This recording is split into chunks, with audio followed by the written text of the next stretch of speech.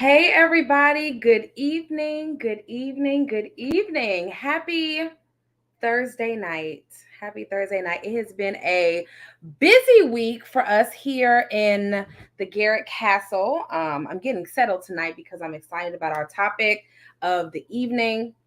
I hope that you guys are well. I hope that your families are blessed and you're prospering because this evening we're talking about something that is very near and dear to my heart. We're going to be talking about having boundaries. Having boundaries. Hello, good evening. I have been talking about mom life, self care, boundaries, strategy for being a busy woman for the last decade. Okay. Ever since my twins were toddlers, this has been something that has been so near and dear to my heart because it's a necessity. It's something that we have to, hi, Lude. It's something that we have to put into place every single day. Protecting our bubble, protecting our space, owning our space, knowing what we want, knowing what we need. And so tonight we're going to pour in and talk about all of this. A few minutes ago, I shared a post, a very familiar one that I've done a few times on mom life and overwhelm. Okay. And when I say this is one of our popular, most popular posts because all of us can see ourselves in this post in some of these characteristics somewhere. And so if you haven't been over to my personal feed or whatever in a little bit, I'm going to read to you some of the attributes of the overwhelmed mother. Some of the attributes of the overwhelmed mother. If you are new here, if this is your first time frequenting the Momathon space, welcome. I am Christina Garrett. I am your productivity coach. Whether you have worked with me yet, one-on-one or not, your time is coming. Okay, your time is coming. And it is my honor and esteemed honor. I consider it a pleasure, a joy. My mission in life is helping busy women, ambitious moms to get more done without doing all the things, without burning out, without staying in a stuck place for an extended period of time where we are no longer knowing what we want, when we want it. Sometimes we have so many brilliant ideas and we need support walking through fleshing those ideas out, figuring out if this is the season for that particular idea, and then how do we bring our goals to life while we're doing the wife thing and the family thing and the mom thing and the working thing. And I have this dream in my heart, but I don't have time to pursue it. You all know what I'm talking about. And so tonight we are talking about boundaries and mom life overwhelm and how all of these things together can cause us to feel a little bit like we're by the edge. The song comes to mind, Don't Push Me, because I'm close to the edge. I am trying not to, y'all know the rest. Okay, you know the rest. And so tonight we're talking about it. We're going to dive into it. I got a handful of points over here next to me because I really want to help support and elevate us tonight as we brainstorm, as we're building, as we're preparing for the Momathon conference next month. We're going to have a brilliant assortment of women from all over the country and even outside the country who are coming to learn to grow and to be strategic. Okay. Boundaries and overwhelm have to be a part of this. It has to be. Okay. And so I shared the post, symptoms of overwhelm in your mom life. Okay. Some of us, we feel this on a regular basis. Others of us, we're yet holding on, or maybe sometimes we're even a little bit in denial about where we are and how we're feeling and how our emotions are coming out in these given moments. And so, some symptoms of overwhelm. I did not make these up, believe it or not. These are actually attributes, characteristics, feelings, emotions, physical symptoms of things that you all told me. I asked the community, how do you know when you feel overwhelmed? These were the responses. Sometimes I just have extreme fatigue. In other moments, I experience anxiety where I have a tightness in my chest or in my shoulders. There are moments where I just feel like crying all the time. I might feel detached, okay, from my family members, detached from my passion, detached from the mission that I have in this world. At one time, I'm excited, I'm pumped up, raring to go, I'm ready to do all the things. And then other times, when a mom is feeling overwhelmed, she may feel hyper emotional, more than normal. Right? More than normal. Sometimes the littlest things, good evening, can push us over the edge. And so we can feel detached from our families, from our friends, from our mission. We may feel like no one else in the world understands where we are when we're overwhelmed. As if our children, who are doing the most and so busy and all over the place, they're the only kids who have these attributes or are doing these things. Somebody told us when they're overwhelmed, they tend to overspend or even overeat in order to compensate for the things that they feel like they're lacking. Okay. So maybe they're going to buying more stuff, eating more food to make ourselves feel better. Y'all tell me what it is. You guys gave me these words. Okay. I tend to overdo it, over consuming products. Okay.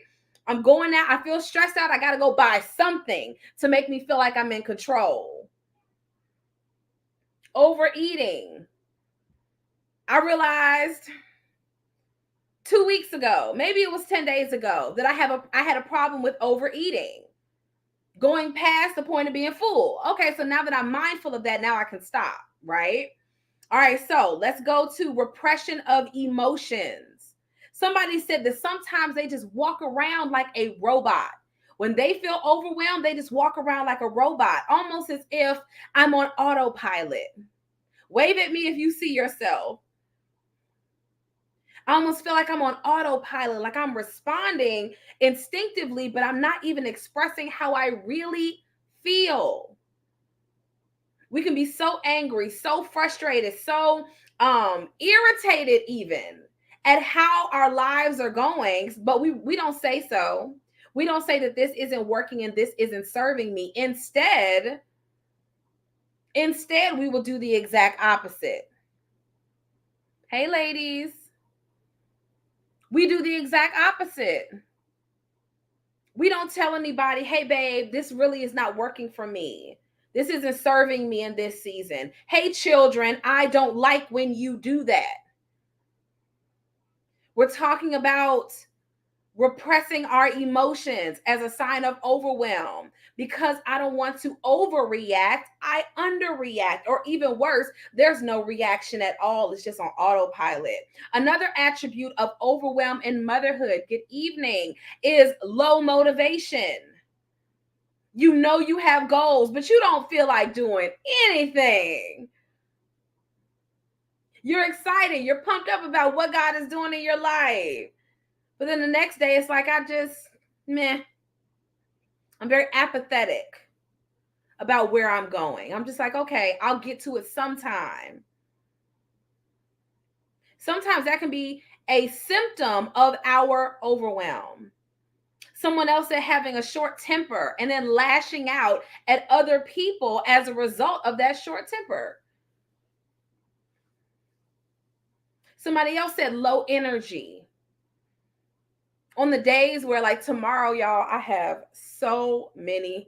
I got back-to-back calls and a speaking engagement in the evening. I'm talking about back-to-back, like 5 or 6 appointments with a university for collaboration, another nonprofit organization foundation for collaboration, coaching call. It's like back to back to back tomorrow. But as I'm going through my calls and I'm excited about what I'm doing and what God is doing, I'm not going to have low energy because I'm operating in my passion project.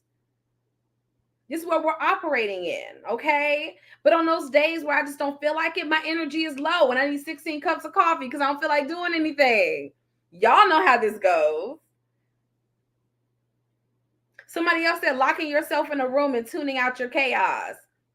Everything in the house just burning down. Everything just burning down. You're like, you know what? Close my door. Have y'all done that? I've done that. I have done that. Just close my door. I don't even want to know. I see y'all going back and forth. I see y'all doing all the things. Just lock me, keep me out of it. No, thank you. Okay? We're unplugging when we need to be engaging. We're stepping back from our families, from our circumstances, from our finances, from our plans, from our dreams. We're stepping back because we just don't have it in us to do more. And then last but not least is highlighting what we're going to be talking about tonight, which is having low boundaries. Saying yes, even when you don't want to, or saying no when you don't want to. Our boundaries are lacking. These are just some of the ways that overwhelm shows up in our lives. Just some of the ways. Just a few of them. Okay. And so tonight we're going to be talking about boundaries in our motherhood journey, boundaries in the overwhelm that we have in our lives. Because what we really want to do, instead of taking a step back and being apathetic or too chill, instead we want to step in. We want to engage. We want to tell the people that are in our lives that I'm here for it. Yes, I want to. Yes, I'm open. Yes, I'm ready. Yes, I'm excited. Yes, I want this. But in order for me to go bigger, larger, and live in color, I have got to engage. I've got to step in. I have to implement the necessary boundaries on purpose. On purpose, okay? And so we want to do this intentionally. So tonight we're talking about boundaries. Y'all ready to do this? I'm ready. I'm excited. Okay, let's do it. Part one, boundaries in our overwhelm. Okay. One of the things that I teach often is that overwhelm isn't necessarily a bad thing. Okay. Overwhelm isn't necessarily a bad thing. What I believe instead is that overwhelm is a symptom. Overwhelm is a symptom of a busy life, a hectic schedule. You have a lot of things going on, and sometimes that feeling of I just can't take anymore comes about because we are feeling handicapped or stuck in separating doing all the things.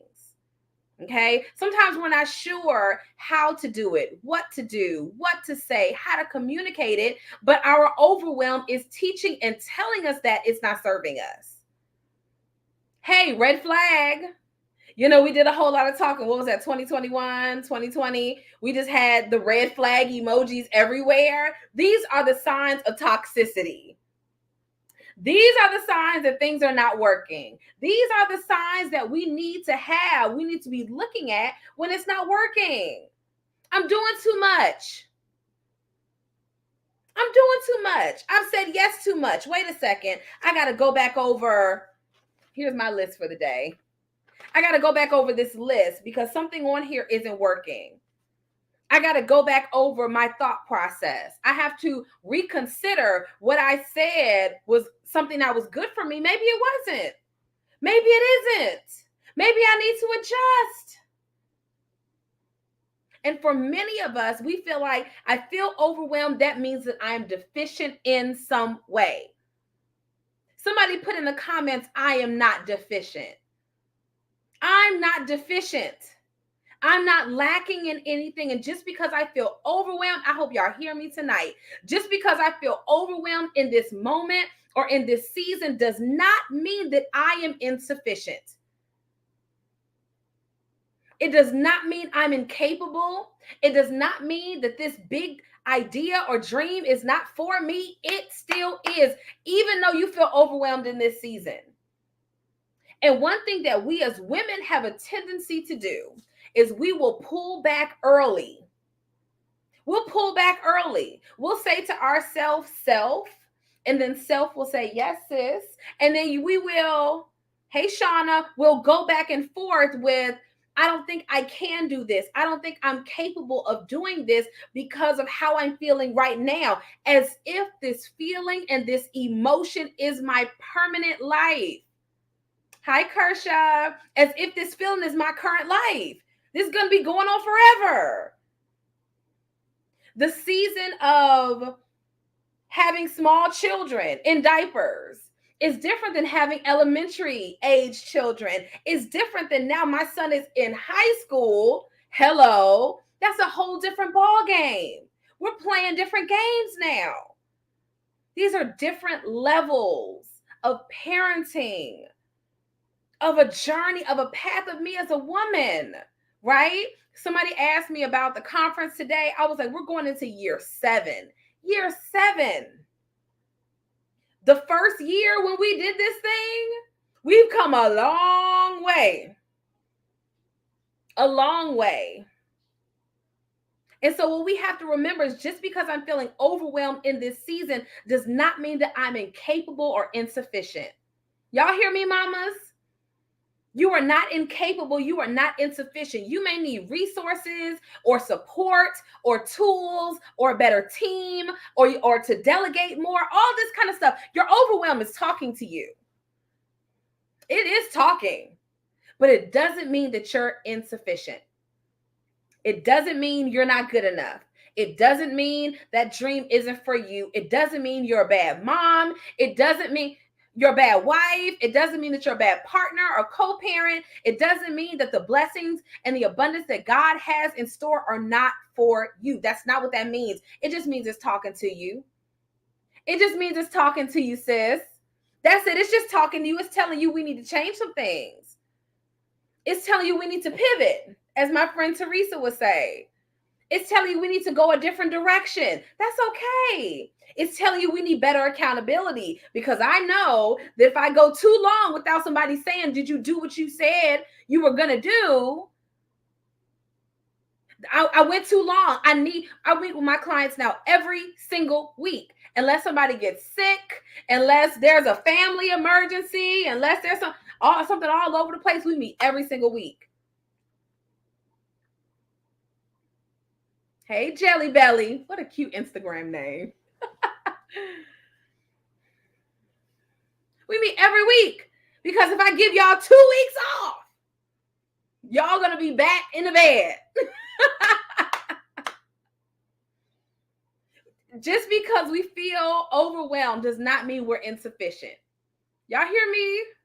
Every year, I'm gonna be transparent. Every single year when I host a conference, every year, a month away, I am like, God, how? Every year, I'm like, God, what we doing? And God is like, this is where I come over and I take over and I make this thing do what it do. Because every year, just because I feel overwhelmed in the month before, this month preparatory time and season, does that mean there isn't going to be an 8th annual Mamathon conference? No, baby. I just don't know where we're going yet, but we're going somewhere. It's the principle. It's the necessity that this is what has to happen. This is what we're doing. I feel overwhelmed in this moment. Hey, ladies, just because I feel overwhelmed in this moment, or so much is happening in this time, and I feel overwhelmed, I feel stressed, I just want to get back into bed and say, you know what? I'm tired of this dream. I'm tired of building my own. Hey, Tracy, I'm tired. I don't want to. Christina told me that the thing is for me, but she didn't tell me about all this extra that was going with it. She didn't tell me that on the road to me building something incredible, that I was going to feel like I didn't have all the abundance needed. Even if it's not monetary abundance, it can just be your mental, physical, and spiritual capacity to deliver. I didn't know it was going to feel like this. I didn't know this was going to be part of the process. One of my clients that's watching tonight, one of the first things we said, what's the chore that distracts you the most? And she's like, girl, laundry. I said, okay, bet. That's the first thing we need to delegate. Let's teach your children how to do it so we can focus on this other stuff. Everybody at our homeschool co-op today, they were like, what do you mean your kids are like self-sufficient? So what do you mean? What do I mean? I mean, they cook, they clean, they babysit. so I can do things like this.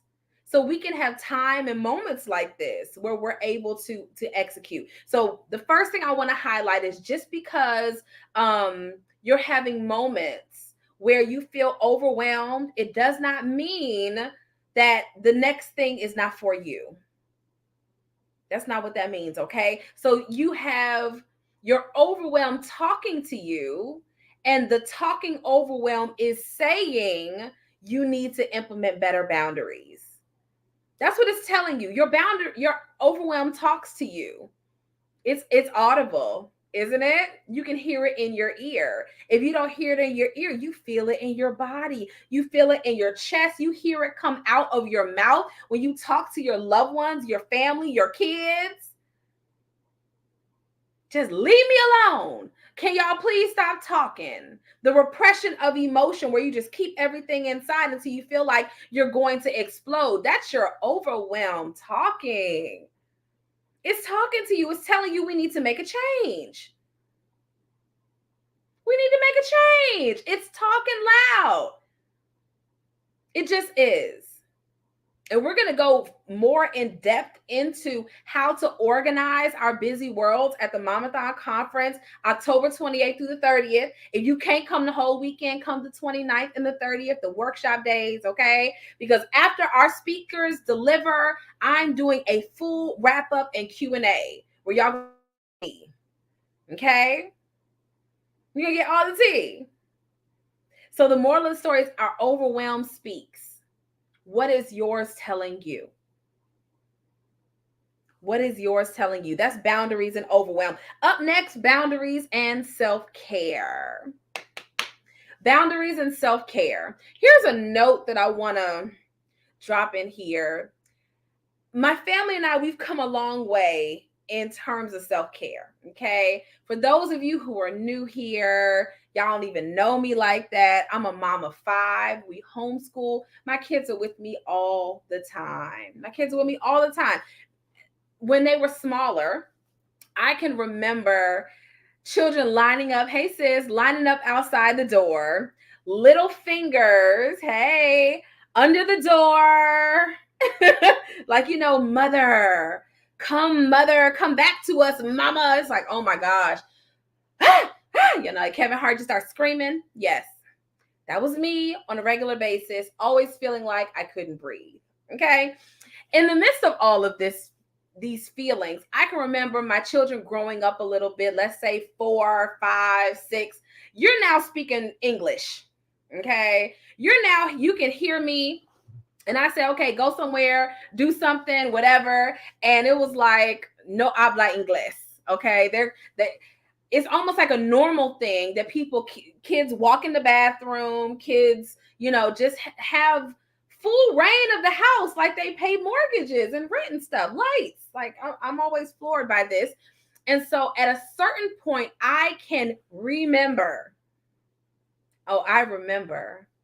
children walking in on me while I was in the bathroom, in the shower. And I was like, this is just not it.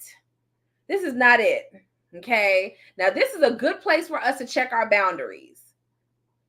If we can't be in the bathroom going any particular number, okay, any number, showering, and people walking in on us with no consideration, we're not talking about your 1-year-old, your 2-year-old. We're talking about your children who can order in the McDonald's line. Like they know what they want from McDonald's.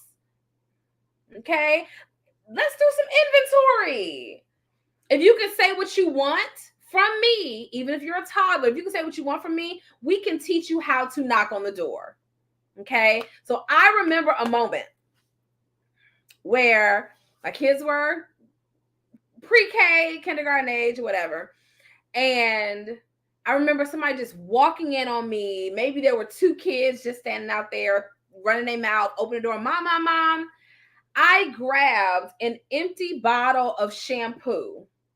This is the shampoo, okay, y'all? I grabbed the empty bottle of shampoo and I threw it I have said, please don't come in on me in the shower multiple times. I have said, I don't like that. I've said all the things. I've had the conversations, okay? The problem is that when some of us have these conversations, when the request is not heeded, we just feel like we're not allowed to say it anymore. The devil's a liar.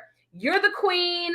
You're allowed. I took this, it was practically empty, I think, bottle of shampoo from the shower, and I threw it at the bathroom door. Boom!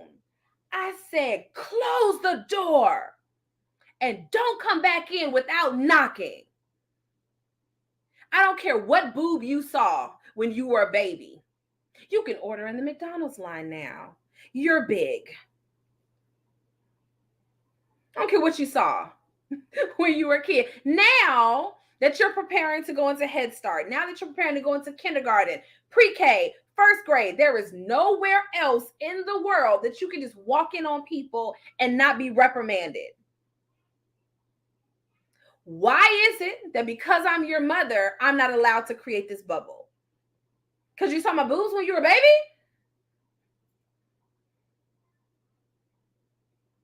Is this what we're doing now? So I had to teach this boundary. I had to teach this. So you telling me that there's something that is so important that happened today that I just saw you out there in the living room, but now you have to come bursting into my bedroom to tell me something else. When I just saw you 10 minutes ago. Let's talk about boundaries and self-care. Quiet moments is self-care. Taking time off, self-care. Nobody talking to you, self-care. Coffee, self-care. Your snacks, self-care. These things that you want that are yours, you should be allowed to put a bubble around. A bubble around these moments. And we may have to teach it to our children because there's mostly moms here, but sometimes we also got to teach it to our husbands.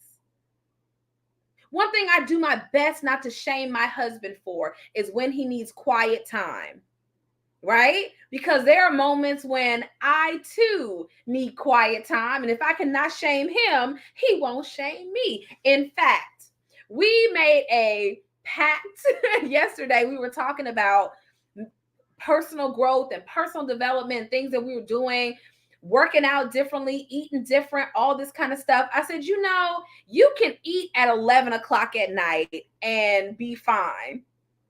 I said, me on the other hand, I can't have food at 11 p.m. I said, I gotta eat at 7, right? These are things, but let him have a piece of something and say, babe, have some. I'm like, oh, no, thank you. He said, you ain't gonna have none with me? Soon as he says that. Anybody else got a sabotaging husband? Anybody else got a sabotaging husband who was like, you ain't gonna have a little bit? Baby, I heard you worked out today. I brought you some cheesecake. Why? Don't do that. Because he can stop drinking a soda a week and drop 20 pounds. But me, I've had 5 children, including a set of twins. I got to do some things he doesn't have to do. But here he go.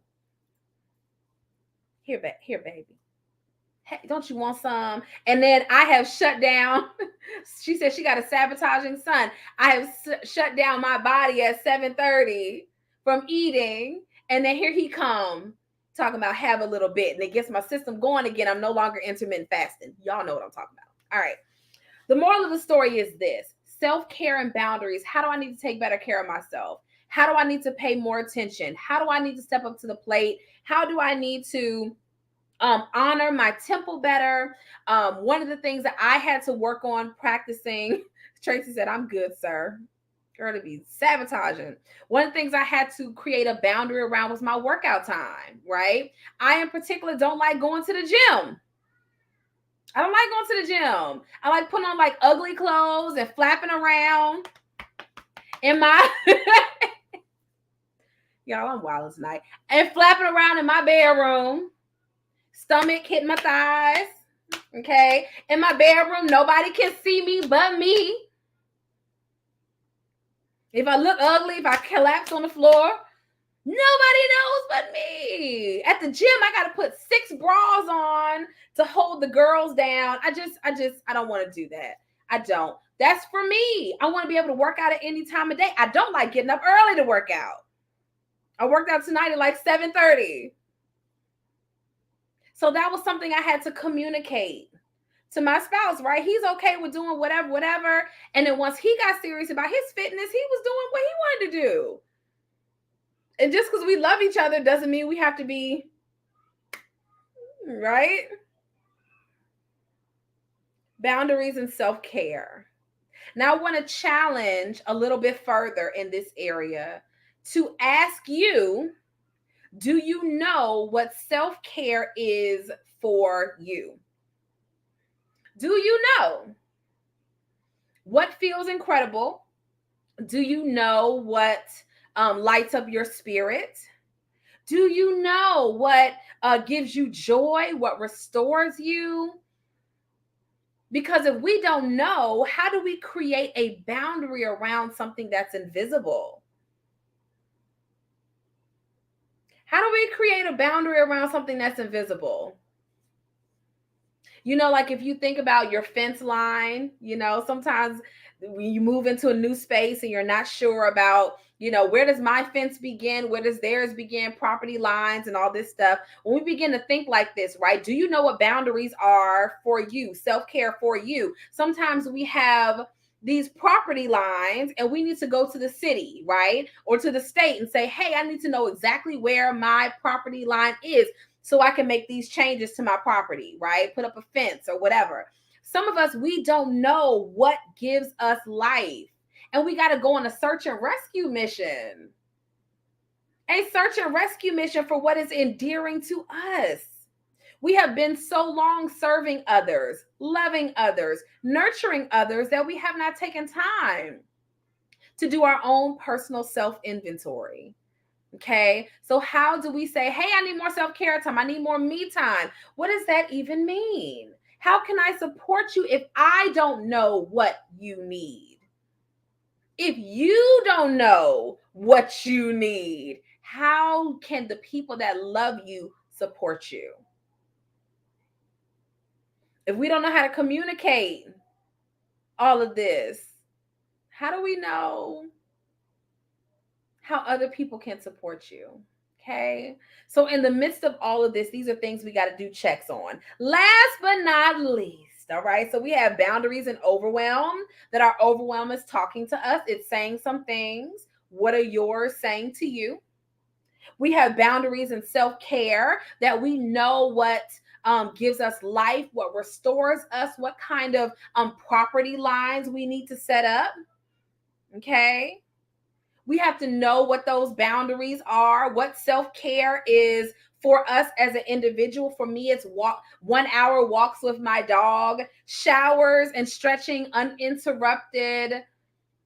It is while I'm cleaning, leave me alone. It's don't talk to me before 7:15. That's self-care for me. What is it for you? For me, it's living guilt-free. And I'm saying this for myself, right? I'm saying this for myself. For me, it's guilt-free living. That, okay, I can go. Last week, I went to the National Leaders Conference for this international homeschooling organization. Went from Atlanta to St. Louis, back to Atlanta to pick up my son. Flew with him and my mother to DC so I could accept an award from my dear friend Teresa. Then flew back Sunday morning. It was a lot. And my husband sometimes jokes with me. He says, you leaving me? You going to go do this and this? And I said, baby, I can't handle that. I told myself, I can't handle when you tell me I'm leaving you. Even though you're joking, I can't handle it. I was like, I just love you too much. I never want you to feel like you're not so important to me. And he was like, you know what? All right. And we laughed about it. But I was like, for me, it's guilt-free living. For me, it is doing what I need to do for myself without feeling bad about it. And that's something that we all are a work in progress on. in our own way. Some of us need to work on shining brightly without being ashamed of it. Some of us need to work on saying, hey, listen, this is my limitation. Do not cross it, and being okay with that. All right. And then last but not least, boundaries and decision making. Now, my clients know I love decisions. I messaged some of my friends the other day. We're shifting something in the conference, right, for Saturday night, and having a concert, right, on Saturday night with one of my favorite musicians. And he's just incredible. Like, no lies. He's phenomenal. Like, he's been at a conference like 3-4 times. And everybody is new. Not everybody, but like 80% of the attendees this year are new. I'm like, y'all have not heard Clinton? Like, oh my God. So I wasn't sure about how to progress with a specific decision. So I'm talking about quickly, so I'm not sure what to do. So I'm going to ask my event coordinator and my best friend, right? What do y'all think about this and this? Here's why I'm thinking about making the change. Within 5 minutes, they confirmed for me what I already knew, and I was able to make the decision. Okay. Here's what I had to be prepared for. If somebody said something that was against what I knew to be right, like, it's okay to bounce an idea off of a trusted individual, accountability partner, somebody who's in this thing with you, all that jazz. It is okay to do that, right? But in the midst of that, sometimes we don't put boundaries around our decisions. Sometimes we don't put boundaries around our decisions. You know that there's something specific that you need, something specific that, it's like, okay, this is where I know I'm going. This is my next logical decision. I know that. Somebody reached out to me earlier today. She said, listen, I think I'm ready to start coaching back. I was like, okay. And she didn't need for me to hype or poke or prod, because when you know, I only work. Tracy's one of my clients. I think I can say that. She's a career, she does career consulting. She's the interviewer, not the interviewee. So if you're working on job stuff, she's your person. Yes, she's going to charge you. Okay. So the moral of the story is, when we were talking through, she started following me on social media. I'm talking about within a week. She was like, okay, listen, I need coaching support because I'm doing the most, right? Which she absolutely is. All my clients are. So she's doing the most. She was like, Tracy, you laughing because I said they're going to pay you. She going to run you that invoice so you can get that job. All right.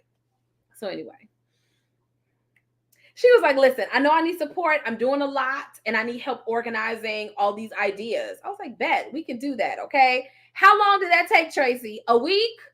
She was like, I see, you're my person. You're the vibe. Let's go. Let's make a swift decision.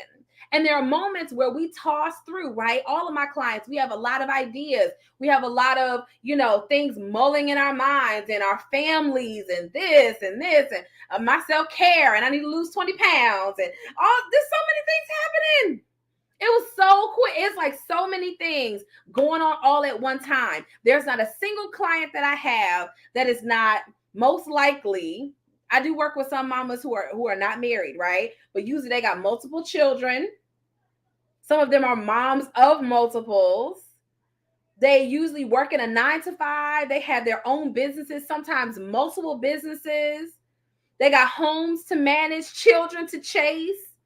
They got decisions to make. We don't have time for this. We just don't.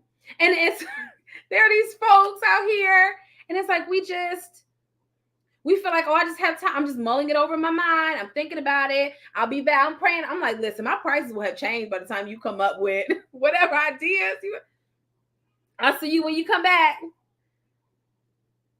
Because we want the decision makers. And what happens so often, y'all, is because we don't have boundaries around our decisions, because we may not be ready to make a decision, it halts our progress. One of the decisions I came to this year, Tracy said, and did. That's right. One of the decisions I made this year, usually the conference ends Sunday around lunchtime, usually Sunday night after we close everything out. I come home from the conference excited to see my family and give the report, right? I said this year, I'm staying till Monday. I said this year for the conference, I'm staying till Monday. I'm just staying over. I'll see y'all Monday afternoon. I'll probably get a massage. I'm a kiki with some of the ladies that are staying a little bit later. I'll see. I love y'all, but I'm taking this extra day. I'm taking the extra day. I love y'all so much. Y'all thebomb.com. I'll see y'all on Monday. That was a decision that I made that I really didn't ask anybody's opinion on. I said, baby, I'm coming back on Monday this year. I'm taking an extra day. And I made the decision. He said, you leave. I am. I love you, but I'm taking this extra day this year. I am. I'm just gonna love myself. I'm gonna lay in that bed and love myself. Okay, I'm just gonna just probably get a massage somewhere and a facial or something. I don't even know what I'm doing on Monday. Get myself some crab legs. I don't know, buy a plant. I have no idea. But I'm staying the extra day. And some of us, we have decisions that we need to make that, yes, we need to take our family lives into account, right? Yes, we need to take our family trajectory into account. But there are other places in our lives where, it's like, okay, I need to create a property line around this decision. There are certain decisions, investments that I made this year. It was like, okay, this is the next thing. I know this is the next thing. This is my next person. It just is. It just is. Like, this is the next thing. I know that this is what I need. I know I don't want to continue on this same path. I need to change. I need to move forward. I need to do something different. I have to. I'm not allowed to stay in this same pocket. Like, it's supposed to be October. October. And some of us, we're looking at our to-do list that we have, and they look remarkably similar to what we had on our list in February, in March, in April. And the reason why is because we often need to put boundaries around our decisions. And I'm not saying that you say, okay, baby, I don't care what you think about this. I'm doing it anyway. I'm not saying we're not in that loophole, right? We're not in that loophole. But what I am saying is that sometimes we struggle so much with making decisions, even if you got to put the boundary around your own self. Okay, I'm not sure what I'm going to do about this situation, but I will make a decision by tomorrow evening at 7.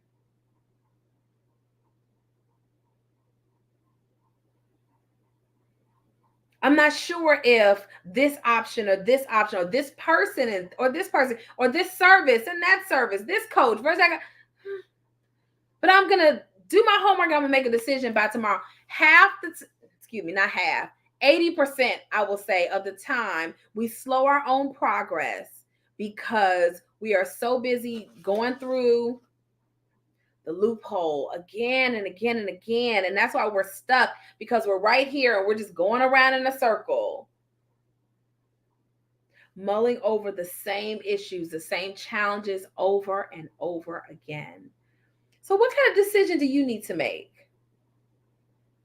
What kind of decisions do you need to make? And you guys can actually tell me in the comments, what kinds of decisions do you need to make this fall 2022? This fall, in this moment, what decisions do you need to make in order to move you from where you are to where you want to go? There are certain things that I had to choose differently. I had to say, listen, I'm not going to be this version of Christina anymore. We got to change.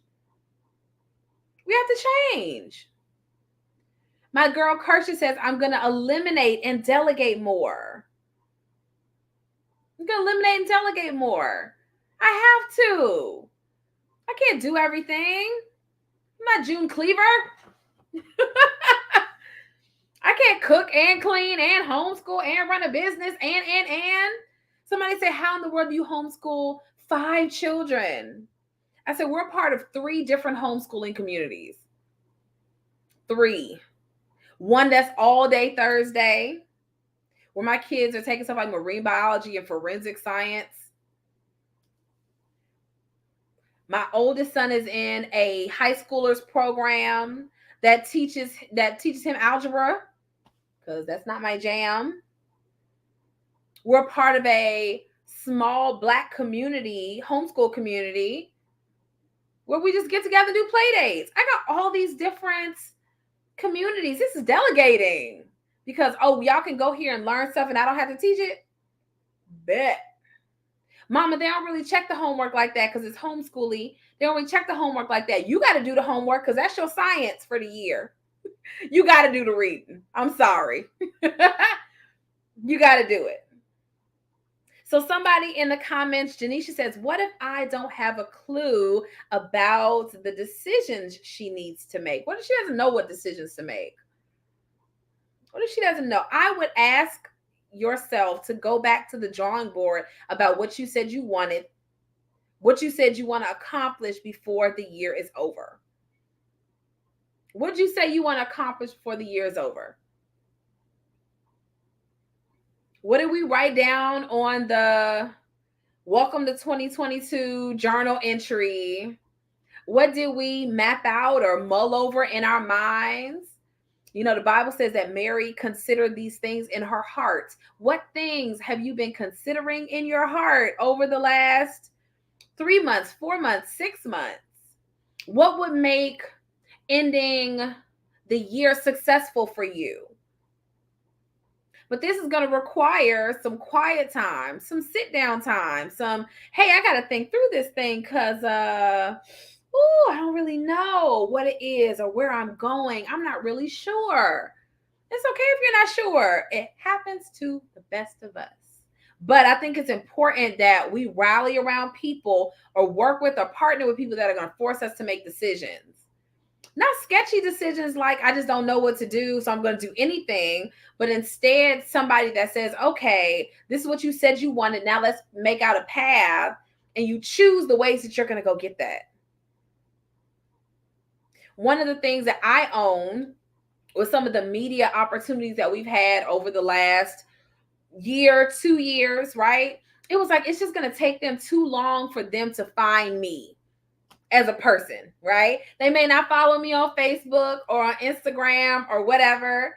It's going to take them too long to find me. Because it's going to take them too long, because it's doing too much, I have to position myself to shoot my own shot. I just had a consideration of another idea as I'm talking. Now I'm going to add something. There's a podcast. The guy over the podcast name is Jim Quick, Kwik, and he has a almost like a brain games podcast, like bite-sized brain things for busy people, right? My husband loves listening to him. And so one of the things he said the other day was to ask yourself more questions. He said to ask yourself more questions. This is what we do on our coaching calls, right? Like sometimes I probably drive y'all crazy. I'm like, okay, what are your thoughts about this? Like, what do you think about this? What if you were to blank? Why do you feel you can't do this? Right? So we can go into the whole. So anyway, he says to ask yourself more questions. He says, because when you ask yourself questions, the answer will appear. How do you know?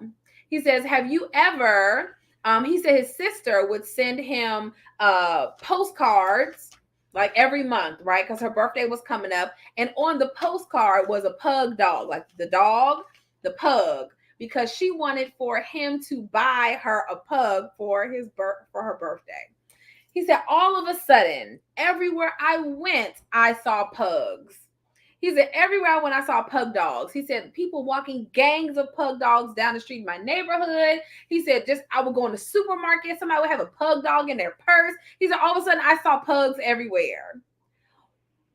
Is it likely that the pugs just moved into the neighborhood? Is it likely that they just appeared? The same as you go buy a certain kind of car, right? And all of a sudden, everybody that you see has this type of car. You go get a new Kia or a new Honda. Hi, Heather. Go get a new Kia or a new Honda. All of a sudden, everywhere you look, you see Hondas, right? Because there's something, a seed that's been planted in your mind that caused you to look for a certain answer. So what if we asked ourselves these questions? What if we asked ourselves better questions? What if we said to ourselves, what does bring me joy? And we just sat there and waited and said, when was the last time I felt euphoric? When was the last time I felt such a sense of joy and accomplishment? What was I doing? Oh, wow, I was out walking by the lake. Maybe water is one of the things that gives me joy. You know, I went to that paint party with so-and-so that time, and I just felt so happy listening to music and painting. Maybe I'm an inner artist. The painting might have turned out ugly, but maybe I'm one of those abstract artists that nobody understands, right? All of these things. Some of us say, I don't know what my purpose is. When was the last time I felt really alive doing something in service to others? When was the last time that I felt like that, or I felt like I came to life? Moments like these make me come to life. Coaching with y'all make me come to life. The Mamathon conference, lit. Like, I love it. I want to do this for the rest of my life and learn how to ride horses. Tracy says she abstract. That's okay, sis. But asking yourself better questions will produce better results. Asking ourselves about what brings us joy. When do we feel purpose? When do I feel intentional? What gets me revved up? What am I talking about? What am I speaking on? What am I ministering about? Who am I ministering to? All of this is intertwined, ingrained in our DNA. This is what God wants to bring out of us to serve the world. It's needed. We want it. We got to have it. Tracy said she was just journaling on this topic. What are we pulling out? What do I want to do more of? What do I love? If I'm asking myself these questions, then I'm going to get better answers, okay? So I've held you guys long enough. We have boundaries and overwhelm. What is your overwhelm saying to you? It's telling you something. What is it telling you? Sometimes our overwhelm is speaking aloud to us that there are some things, some boundaries, some facets of our life right now that we need to work on, okay? What is it saying to you? Is it telling you you're saying no too much? Are you saying yes too much? Are you allowing people to encroach upon places where you want to have a limitation, but you haven't put it in yet? What is your overwhelm telling you? We have boundaries and self-care. There are places, things that you do, activities you take part in, even if it's just quiet moments and privacy or whatever, that really do mean a lot to you. They really do speak life to you over and over again, but sometimes it can be challenging, right? It can be really challenging to own up to this facet, to work really challenging. And so what we want to do instead is to pivot and make sure that we're honoring that, okay? Boundaries and self-care. If you don't know what self-care is to you, how do you expect for anybody else to respect or honor it? If you don't know yourself, how can we communicate it to others? Okay. And the last but not least, boundaries and decision making. Okay. Some of us, we are stuck in a holding pattern. We are frozen. We're overwhelmed. We feel like we're not making moves. And it is because we're feeling challenged with making decisions.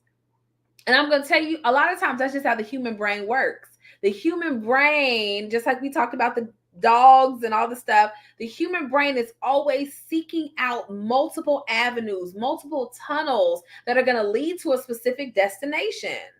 So every time you go to think about an idea or a pathway or whatever, you're sitting here and now your brain goes all to bring you to this one place, all going all the way around to bring you to this one location. I can do this, I can do this, I can do this. But what about this right here? And what about this over here? And I really want to serve people like this. So then this is another way, all ways for me to get to this particular destination, which is a life of rest and clarity, peace and abundance and love. All these things that we want out of our life, out of our earthly existence, purpose and intentionality. My brain is always shopping for Hondas, right? Looking for different avenues to get me to a specific destination.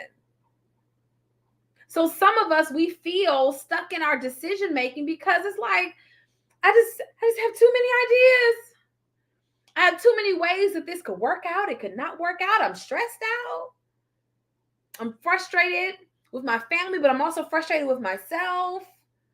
Why haven't I made more progress yet? I start beating myself up. I know I'm talking to somebody. I know I am. Because I didn't do what I thought I was going to do or said I was going to do, now I'm thinking that this isn't for me. I got to know. I got to wait. I got all this stuff. None of this is working.